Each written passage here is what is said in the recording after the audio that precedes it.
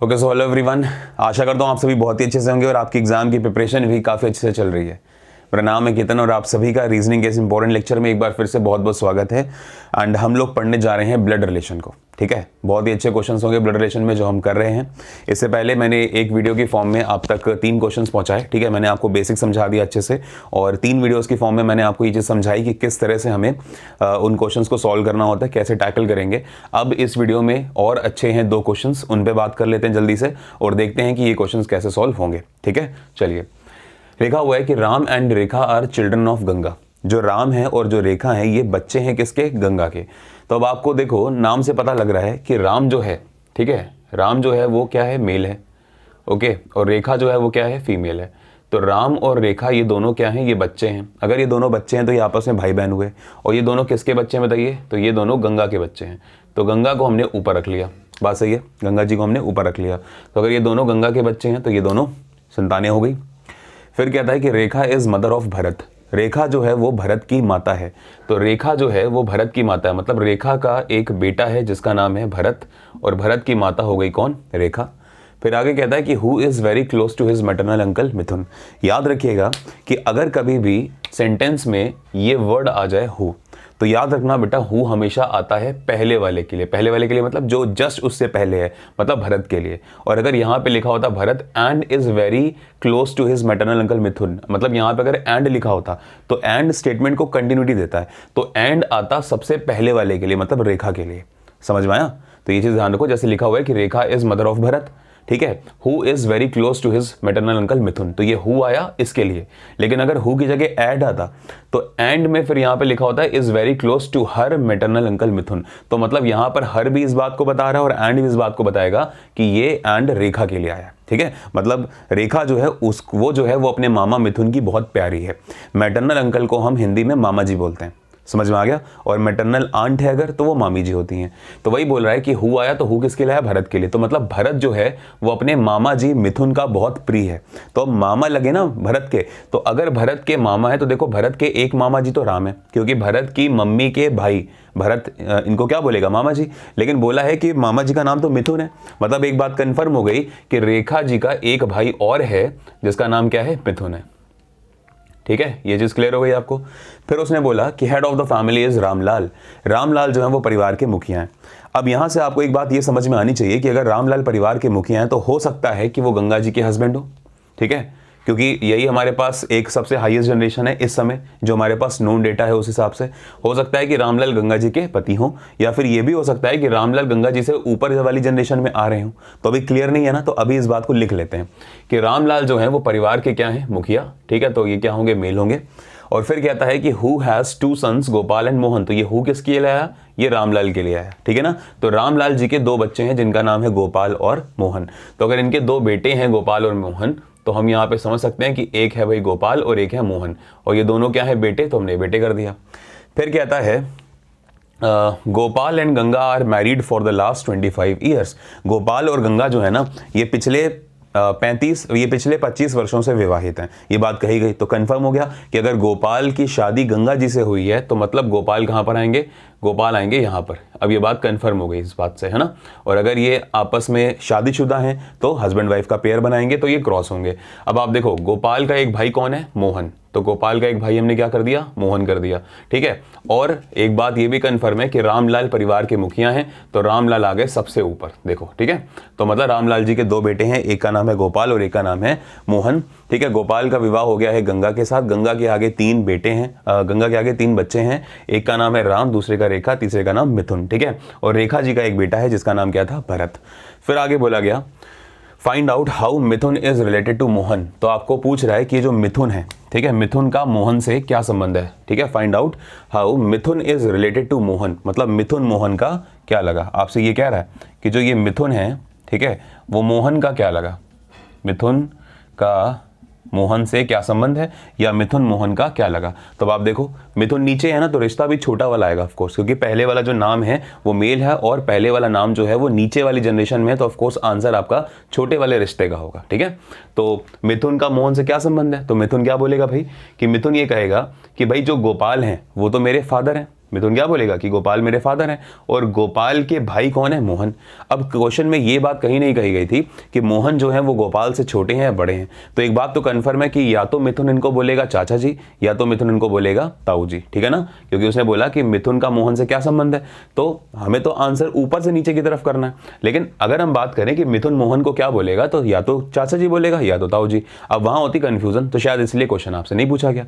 लेकिन चाहे ये चाचा जी हो चाहे ये ताऊ जी हो, तो ये मोहन को, ये मिथुन को क्या बोलेंगे कि ये भाई मेरा भतीजा है। ये तो बोलेंगे कि भाई इनके भाई का बेटा है ना, तो भतीजा ही तो हुआ। समझ में आ गया? तो आंसर क्या बोल देंगे हम यहाँ पे? नेफ्यू। ठीक है, तो सही जो आंसर हो जाएगा आपका वो हो जाएगा नेफ्यू। नेफ्यू का मतलब हो गया भतीजा। ठीक है, नीस का मतलब भतीजी, नेफ्यू का मतलब भतीजा। क्लियर हो गया आपको? अच्छा, हमारे हिंदी वाले स्टूडेंट्स ध्यान देंगे कि हमारे इन क्वेश्चंस में भांजा ऑब्लिक भतीजा दोनों आ सकता है। तो अगर आपको भतीजा नहीं मिल रहा ऑप्शन में, तो आप भांजा भी टिक कर सकते हो, डोंट वरी। क्लियर हो गया आपको? तो ये ध्यान रखिएगा कि मिथुन मोहन का क्या लगा, तो भांजा लगा। ठीक है, मतलब भतीजा एक तरह से। चलिए, तो आपको ये क्लियर हो गया। तो हम लोग देखते हैं नेक्स्ट क्वेश्चन को। नेक्स्ट क्वेश्चन भी बहुत ध्यान से करेंगे, अच्छा क्वेश्चन है नेक्स्ट वाला। देखो, इसका आंसर हो गया आपका नेफ्यू यानी कि भतीजा। नेक्स्ट लिखा हुआ है कि S has a daughter named a. S जो है उसकी एक पुत्री है जिसका नाम क्या है? ए है। तो अब आप देखो, एस की पुत्री है ना, तो एस को हमने यहाँ बना लिया। एस की एक डॉटर है जिसका नाम क्या है? ए। तो डॉटर है तो हमने क्या कर दिया? ए को फीमेल कर दिया। ए इज मैरिड टू बी। ए जो डॉटर है वो बी से शादी हुई है उसकी।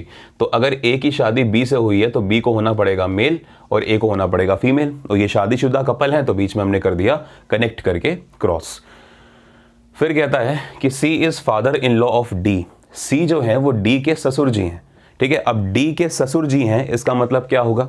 अभी हमें कुछ क्लियर नहीं है। हो सकता है कि डी मेल हो सकता है कि डी फीमेल भी हो। तो अभी हमें ये पता है कि सी जो है वो फादर इन लॉ है किसके? डी के। तो इस बात को लिख लेते हैं कि भाई अगर सी जो है वो फादर इन लॉ है, ठीक है, तो ऑफकोर्स अगर ये फादर इन लॉ है तो होगा क्या? होगा या ये कि भाई इनका एक बेटा होगा। ठीक है, इनका क्या होगा? बेटा। और अगर इनका एक बेटा है तो उसकी हुई होगी शादी किसी से। ठीक है, तो ये जो है, मान लीजिए कि अगर ये डी है, ठीक है, तो डी जो है वो सी को क्या बोलेगी? डी बोलेगी कि भाई सी जो है मेरे ससुर जी हैं, है ना, ये तो बात होगी।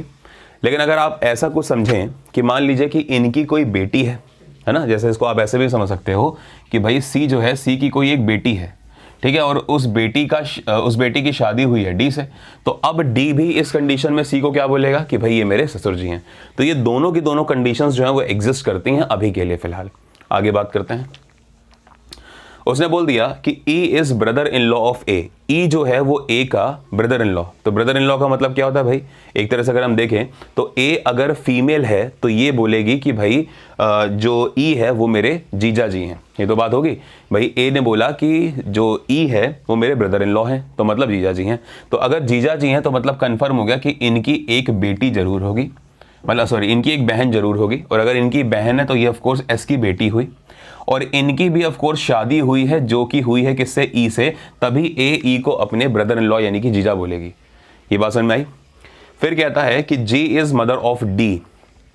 जी जो है वो डी की माँ है। तो अगर जी जो है वो डी की माँ है तो ऊपर आएगी, जी जो है वो डी की माँ है तो ऊपर आएगी। ठीक है, अभी दोनों कंडीशंस में हमने ये बात लिख दी, क्योंकि अभी हमें डी के बारे में पता नहीं है ना कि डी मेल है या फिर डी फीमेल है, दोनों चीज़ें हो सकती हैं।